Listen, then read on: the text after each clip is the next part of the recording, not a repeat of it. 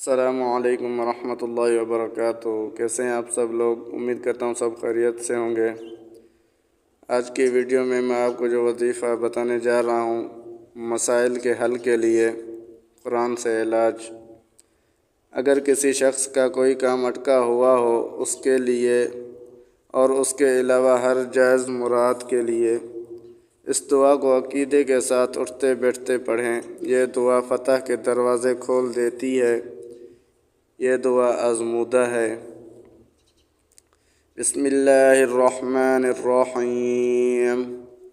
وَلَا سَوْفَ، واو زبر و لام زبر لا، والا سین واو زبر سو، وَلَا سَوْفَ زبر فا، وَلَا سَوْفَ يُعْطِيكَ، یا عین پیش، یعطا یا زیر طی، یعطیک زبر کا، یعطیک، وَلَا سَوْفَ يُعْطِيكَ رَبُّكَ، رَبَ زبر رب پیش بو، رَبُّكَ زبر کا، رَبُّكَ، فا زبر فا، تَرَى زبر تر، فتر، ضاد کھڑا زبر ضا، فترضى، وَلَا سَوْفَ يُعْطِيكَ رَبُّكَ فَتَرْضَى۔